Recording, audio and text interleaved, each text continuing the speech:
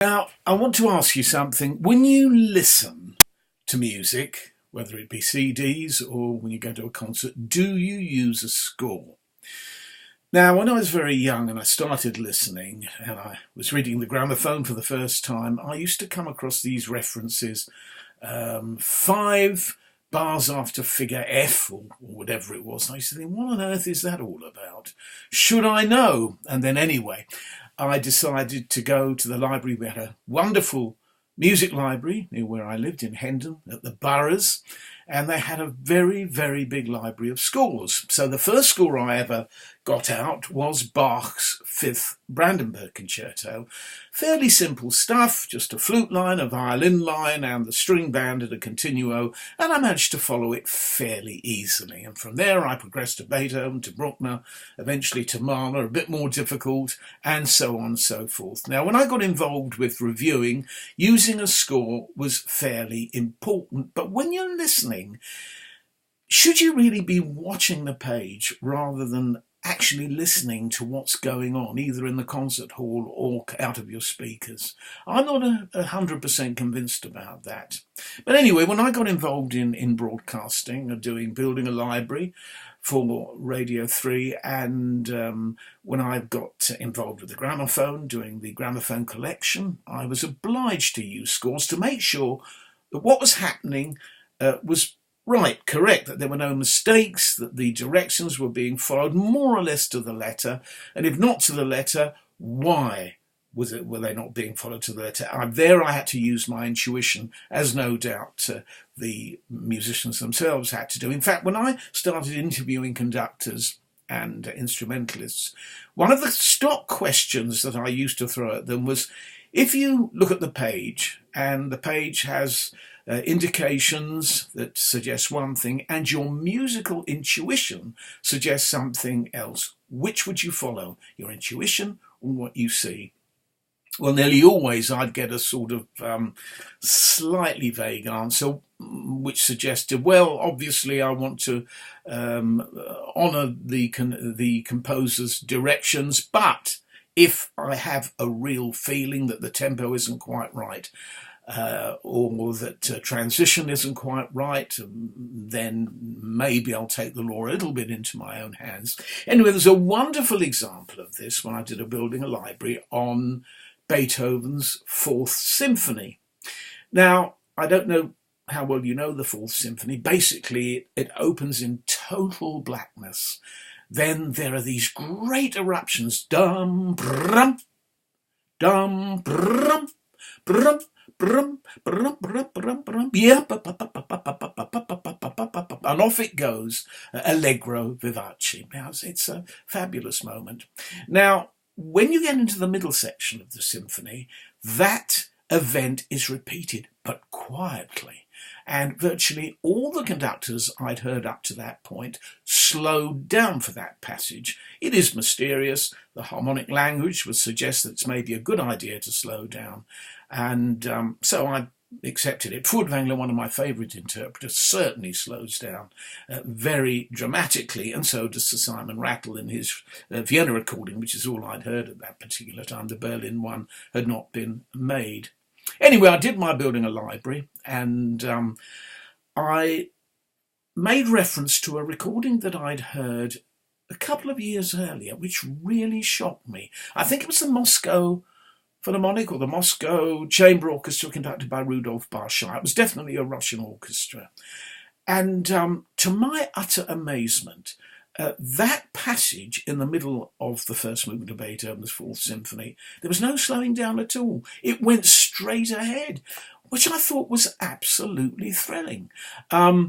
And I thought, well, I'm going to have a look at the score and see actually whether what this chap is doing is not what's written, that Beethoven actually had different ideas, or whether he's playing it to the letter. And to my amazement and satisfaction, I have to say, because it proved my intuition was a little bit accurate, there is no slowing down. I've got the score here in front of me. There is no slowing down at that passage. You get the yum, brum, timpani, quiet, pianissimo, timpani, bum, brum, brrr again, and then it goes back into the main allegro vivace. So this was great, and I didn't exactly criticise, say, Sir Simon Rattle for slowing down. It was an option he took, but the faster option was definitely valid. Anyway, I went into town the morning it was broadcast. I wasn't listening to it. It was a Saturday morning to do a bit of shopping. Got off the bus and my mobile phone went. And it was John Carew, who was basically Rattle's mentor. He's somebody I've known for some years, a very, very respected musician and a very good musician too. And he was a bit put out by what I said about Rattle's interpretation of this Beethoven symphony, slowing down. He said, well, you know, it's the harmonic architecture of the piece. What's wrong with slowing down? I said, well, I made a big mistake here. I said, I heard it, and when I first heard it, I thought this is incredibly exciting. And John said, exciting, you know, this is not a word you want to use. It's musical good sense. Well, he had a point there. But that's not what I meant. It wasn't that I looked at the score and thought, well, this is how it has to go because this is how it's written. It was because my intuition had understood the music in a different way, and looking at the score confirmed my intuition. It was that way round. And I thought, this is very interesting, you know, and there are lots of other cases which presented themselves. For example, Schumann's Violin Concerto, a great favourite of mine, the last movement. I heard a new recording, it was then a new recording by Isabel Faust, and it came to the last movement, and it was unbelievably slow. And I thought, she's having a laugh. What's happening here? Until I looked at the score, and the metronome marking suggested exactly the tempo she was taking. There's another case in the Dvorak New World Symphony, the last movement, where one particular passage near the end of the symphony is marked con fuoco, with fire, and virtually nobody plays it like that, except Sir Colin Davis and Willem Mengelberg, who recorded the piece, and they give you an idea of maybe what Dvorak meant. Also, he writes a repeat into the first movement. You know, the exposition is repeated.